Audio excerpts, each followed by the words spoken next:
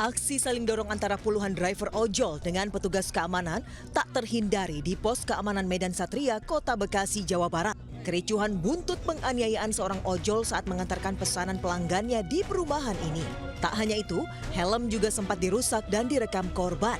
Permasalahan dipicu korban yang tidak menyerahkan KTP lantaran tidak membawanya saat akan masuk ke perumahan. Sempat terjadi ketegangan dan keributan makin menjadi setelah petugas melontarkan kata-kata kasar. Tak sampai di situ, salah satu security sempat memukul ke bagian kepalanya hingga membuat helm rusak. Usai dilakukan mediasi, keributan ini pun berakhir damai dan kedua pihak sepakat menyelesaikan secara kekeluargaan. Dari Bekasi, Jawa Barat, Rahmat Hidayat, iNews melaporkan.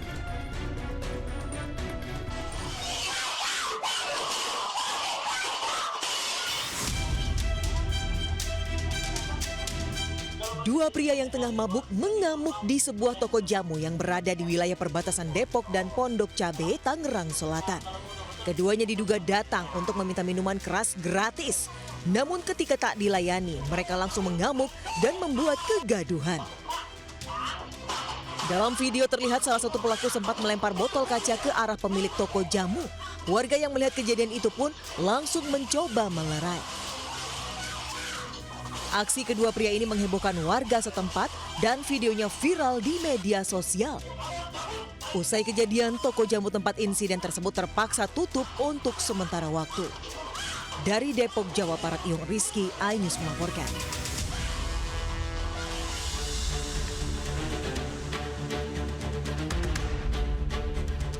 Dalam rekaman kamera CCTV, seorang karyawan kios minuman sedang membersihkan mesin es sambil membelakangi pintu kios di Jalan Warakas, Tanjung Priok, Jakarta Utara. Saat lengah, seorang bocah nekat mendekati meja dan mengambil sebuah ponsel milik korban. Beruntung, korban mengetahui aksi bocah tersebut dan langsung mengamankan ponselnya. Namun bocah laki-laki tersebut berdalih ingin mengambil sendok es yang berada di meja. Aksi tersebut tidak dilaporkan ke kepolisian, namun korban memajang poster bocah maling di depan meja kios untuk mengantisipasi agar tidak terjadi kejadian serupa. Dari Jakarta, Sofian Firdaus melaporkan.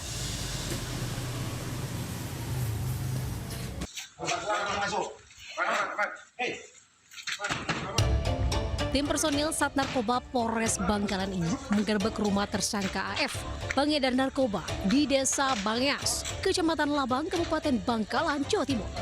Mengetahui pintu rumah tersangka dikunci dari dalam, salah satu petugas kemudian membobol jendela. Usai berhasil masuk, petugas pun membuka kunci pintu rumah tersangka. Diduga, tersangka sudah mengetahui kedatangan petugas. Polisi akhirnya menangkap tersangka yang bersembunyi di atas plafon kamar tidurnya.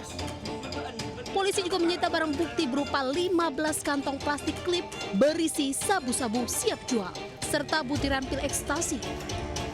Penangkapan tersangka AF berkat laporan warga yang resah atas aktivitas tersangka yang kerap melakukan transaksi narkoba di desanya. Akibat perbuatannya, tersangka terancam hukuman 6 tahun penjara. Dari Bangkalan, Jawa Timur, Taufik Syarawi melaporkan. Pemirsa, seorang pria memproduksi ratusan lembar uang palsu di Padalarang, Bandung Barat, Jawa Barat. Uang pecahan Rp100 dan Rp50.000 dijual melalui media sosial dengan keuntungan Rp300.000 per 1 juta uang palsu.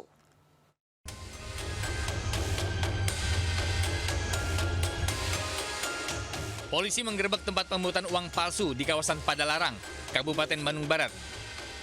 Saat digerebek, pelaku yang berusia 20 tahun dan menjadi pedagang ketan ini tak berkutik saat memproduksi uang palsu. Polisi mengamankan barang bukti ratusan lembar uang palsu pecahan 50 dan 100 ribu, stempel UV, printer dan spray khusus yang digunakan untuk memberikan tekstur mirip uang asli. Pelaku mengaku membuat uang palsu untuk dijual ke pemesan di mana dari 1 juta. Ia mendapatkan keuntungan Rp300.000.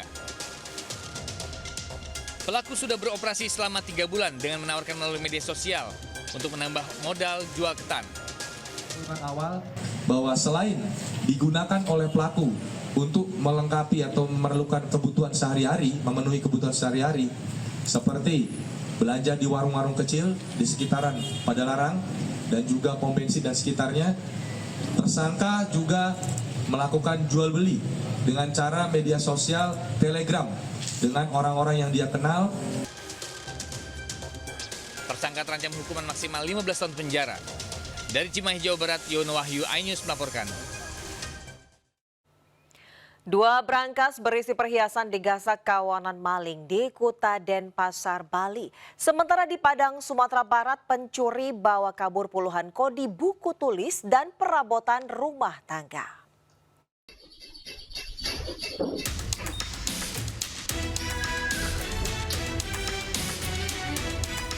Aksi pencurian terekam CCTV saat beraksi di kawasan perumahan Giri Mandala Jalan Gandamayu, Kampial, Kuta Selatan, Kuta. Salah satu pelaku naik pagar rumah yang terkunci, satu pelaku menunggu di motor. Aksi pencurian dilakukan saat pemilik rumah tengah bekerja. Para pelaku menggasak brankas berisi perhiasan. Usai kejadian, korban melaporkan kejadian ini dan membawa hasil rekaman CCTV. Saat ini polisi sedang melakukan pengejaran terhadap kedua pelaku yang diduga telah memahami situasi rumah korban.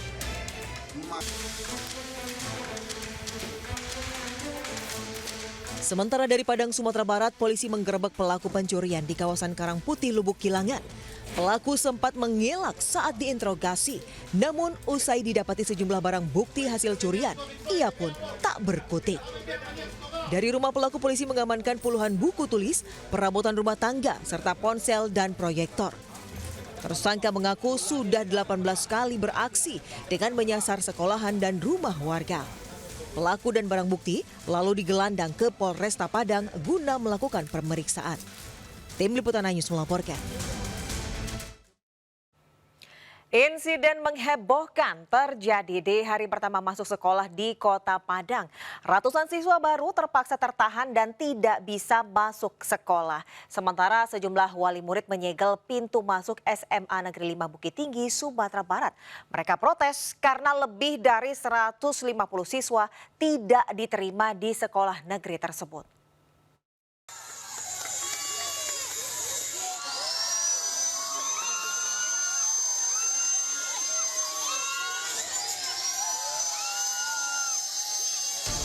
Suasana di SMP 34 Padang di hari pertama masuk sekolah diwarnai kehebohan. Ratusan siswa terpaksa menunggu di luar pagar lantaran gerbang sekolah digembok oleh salah seorang warga yang merasa kecewa karena 4 keponakannya tidak diterima bersekolah di SMP 34 Padang. Aparat Polsek Koto Tanga terpaksa memotong rantai besi yang menggembok pagar sekolah dengan mesin gerinda. Akibatnya proses belajar mengajar terganggu. Pihak sekolah menegaskan sesuai aturan sistem penerimaan murid baru tahun 2025, penambahan siswa tidak dimungkinkan karena kuota sudah terkunci melalui sistem berbasis zonasi dan dapodik. Nah, kita secara persuasif sudah sampaikan ke Bapak itu. Dan sepertinya waktu itu dia nerima gitu. Tapi ternyata di hari pertama sekolah dilakukan penyegelan pengembokan ya namanya. Yang gemboknya itu sebenarnya ya seperti gembok kita biasa, yang kuncinya dirubah saja sebenarnya. Untuk tahun ajaran ini, SMP 34 Padang telah menerima 224 siswa baru yang terbagi dalam 7 rombongan belajar. Pihak kepolisian pun diharapkan terus melakukan mediasi agar insiden serupa tidak terulang. Dari Padang, Sumatera Barat, Budi Sunandar, iNews melaporkan.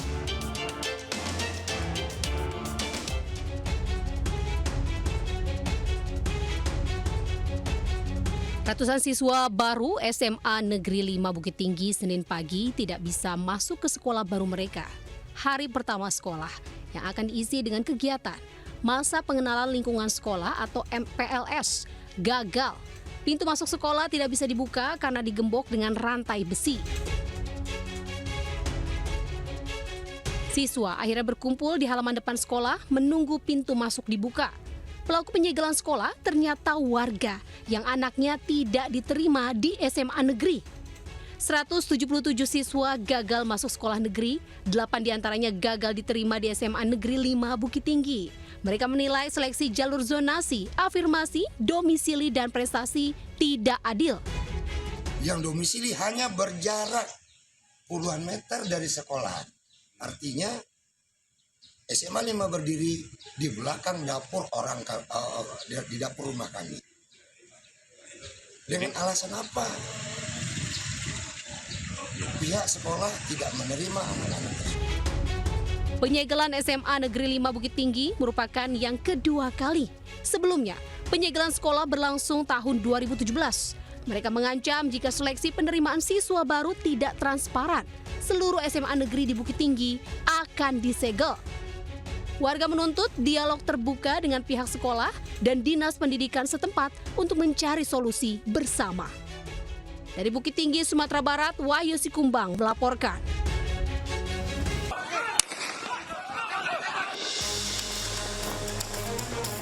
Seorang pengendara motor di Kabupaten Bengkulu Tengah menyerang polisi yang menggelar operasi Patu Jaya di depan Mako Polres Bengkulu Tengah Senin siang. Polisi yang melihat kejadian tersebut melepaskan tembakan peringatan ke udara. Polisi kemudian mengejar pelaku yang berusaha melarikan diri dari polisi.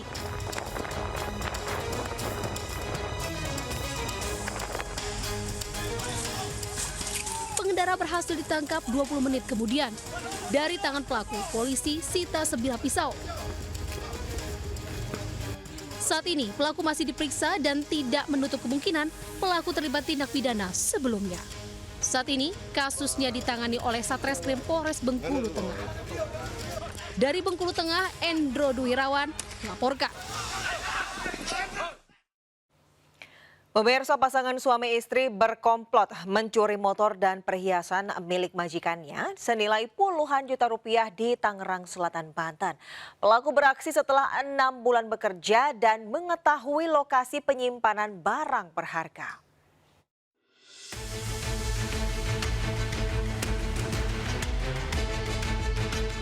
CCTV merekam seorang asisten rumah tangga, Patricia, membawa kabur motor majikannya di kawasan Legok, Tangerang Selatan, Banten.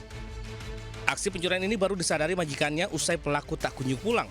Dan saat dilakukan pemeriksaan ternyata surat kendaraan beserta perhiasan senilai 23 juta rupiah sudah raib.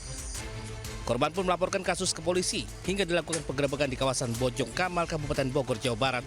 Selain Patricia, polisi juga menangkap sang suami, Jimmy, yang merupakan otak aksi pencurian. Dari hasil pemeriksaan, Patricia nekat mencuri setelah 6 bulan bekerja dan mengetahui lokasi penyimpanan harta berharga milik korban. Dan atas perintah Jimmy, Patricia nekat membawa kabur motor, perhiasan dan ponsel korban lengkap dengan sertifikat perhiasan dan juga surat-surat kendaraan. Seluruh barang hasil curian juga segera dijual ke pedadah di mana uang hasil kejahatan digunakan untuk biaya sekolah sang anak. Atas perbuatannya pelaku dijerat dengan pasal 363 KUHP dengan ancaman pidana 9 tahun penjara. Dari Jakarta, Helmi Sanjangbati News melaporkan. Ugal-ugalan saat melaju di jalan sepi, sebuah mobil pickup tanpa muatan terguling usai menyerempet motor dan menabrak pembatas jalan di Bawen, Kabupaten Semarang, Jawa Tengah. Kuat dugaan sang sopir dalam kondisi mengantuk sehingga tak mampu mengontrol kemudi kendaraannya.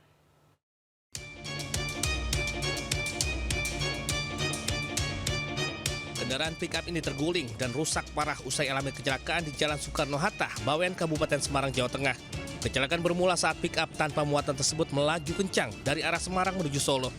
Tiba di lokasi kejadian, pick-up hilang kendali dan menyerempet pengendara motor, lalu menabrak trotoar pembatas jalan hingga akhirnya terguling. Diduga sopir mengemudi dalam kondisi mengantuk hingga tak mampu mengendalikan kendaraannya saat melaju di jalanan sepi. Akibat insiden ini, sopir alami luka-luka dan dilarikan ke rumah sakit sementara pick-up ringsek. Dari Kabupaten Semarang, Jawa Tengah, Lurisa Lulu Anyus melaporkan. Ribuan pencari kerja di Cianjur, Jawa Barat rela antre berdesakan untuk mendapatkan pekerjaan di depan salah satu toko. Diketahui toko tersebut merekrut sebanyak 50 karyawan untuk ditempatkan di posisi kasir, konten kreator, bagian gudang, dan pramuniaga.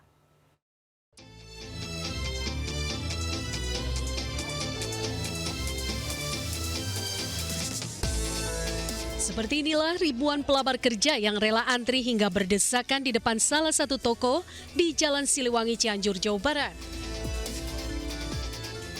Para pekerja datang sejak subuh hingga siang hari. Didominasi para pelamar pekerja ini merupakan fresh graduate baik SMK maupun SMA. Diketahui toko yang berjalan di bidang fashion, makanan, sembako, dan lainnya merekrut sebanyak 50 karyawan untuk ditempatkan di posisi kasir, konten kreator, bagian gudang, dan pramuniaga. Tidak hanya datang dari dalam kota, para pelamar juga datang dari Bogor, Sukabumi, dan Pangandaran. Sebetulnya untuk rencana awal itu kan kita walk-in interview ya, jadi pas melamar langsung diinterview di hari yang sama gitu. Cuman diinformasikan dari satpam katanya jam 5 subuh udah pada datang, dan pas kita datang juga wah lebih dari 1.000 sih. Rencana sih nggak sampai 500 gitu, ternyata di luar ekspektasi kayak gitu. Pihak toko akan terus berupaya dan menyeleksi para pelamar dalam kurun waktu 1 minggu ke depan. Dari Cianjur, Jawa Barat, Muhammad Andi Iksan, iNews melaporkan. Seorang ketua RT berusia remaja 19 tahun viral usai membuat gebrakan dengan memperbaiki jalan secara swadaya di kawasan Rawabadak Selatan, Koja, Jakarta Utara. Aksi ini dilakukan meski ia baru menjabat selama 2 bulan saja.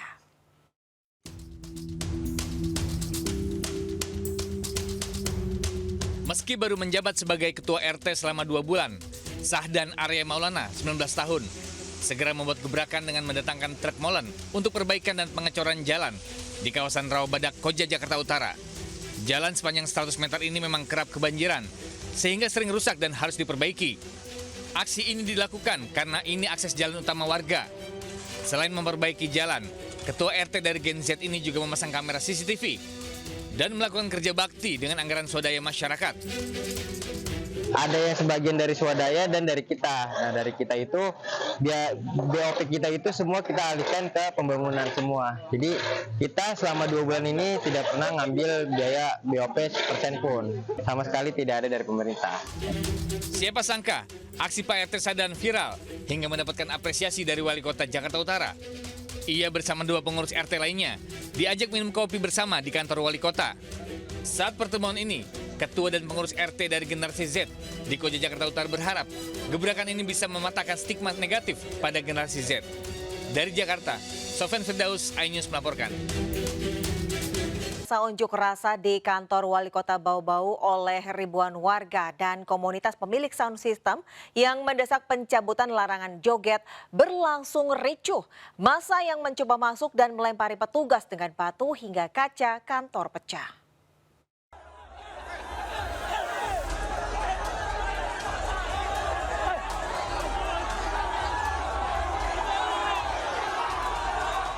Unjuk rasa sejumlah komunitas pemilik sound system dan ribuan warga Bau-Bau di depan kantor Wali Kota Bau-Bau, Sulawesi Tenggara berlangsung ricuh.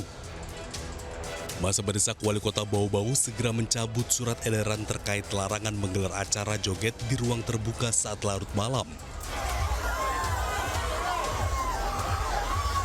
Unjuk rasa pun berakhir bentrok antara massa dan Satpol PP serta polisi yang berjaga. Surat larangan joget hingga dini hari dikeluarkan karena banyaknya warga yang mengeluh terganggu jam istirahat mereka. Massa yang mencoba masuk ke dalam kantor Wali Kota Bau-Bau namun dihalau oleh petugas dan membuat massa semakin brutal. Mereka melempari polisi dan Satpol PP dengan batu hingga membuat kaca kantor Wali Kota Bau-Bau pecah. Tak sampai di situ saja, massa juga membakar sesuatu dan melempari petugas dengan api. Untuk menghindari massa semakin brutal, petugas pun menangkap sejumlah pengunjuk rasa yang diduga menjadi penyebab kericuhan. Sementara sebagian yang lain pun kocar-kacir melarikan diri. Dari Kota Bau-Bau, Sulawesi Tenggara, Andi Eba, iNews melaporkan. Direktorat Reserse Kriminal Umum Polda Jawa Barat menangkap 12 wanita pelaku penjualan bayi. Dari penggerebekan, polisi menyelamatkan 6 bayi yang hendak dijual para pelaku ke Singapura.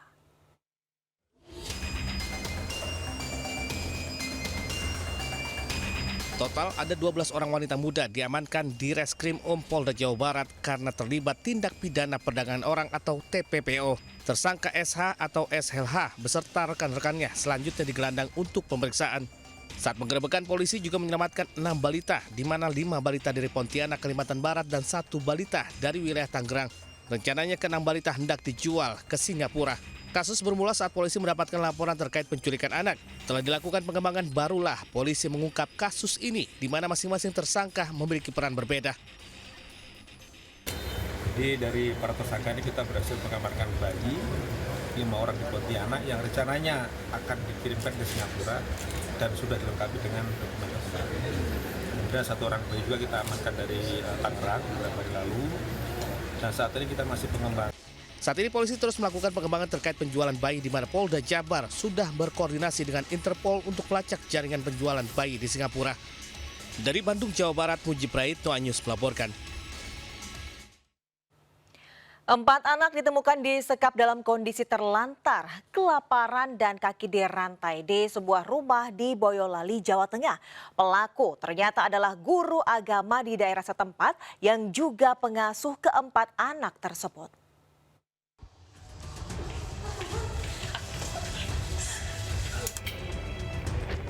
Inilah tersangka penyekapan 4 anak di Desa Mojo, Kecamatan Andong, Boyolali, Jawa Tengah.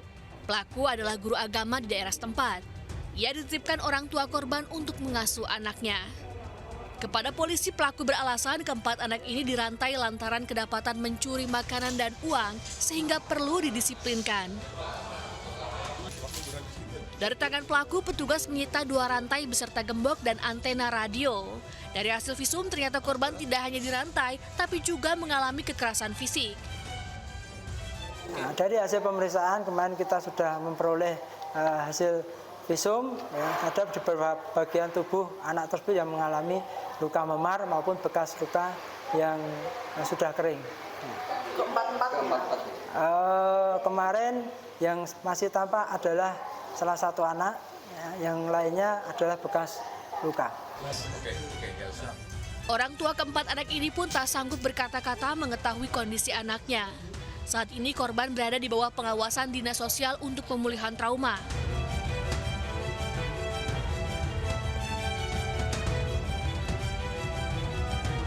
Sebelumnya, 4 anak ditemukan dirantai dan kelaparan di sebuah rumah di Desa Mojo, Kecamatan Andong, Boyolali, Jawa Tengah. Peristiwa ini terbongkar saat salah satu anak yang tidak dirantai berinisial MAF 11 tahun keluar rumah dan tertangkap warga saat hendak membobol kotak amal di sebuah masjid di desa setempat. Anak-anak dititipkan untuk dididik oleh tersangka yang dianggap sebagai ahli agama. Dari Boyolali, Jawa Tengah, Tata Rahmanta, iNews melaporkan.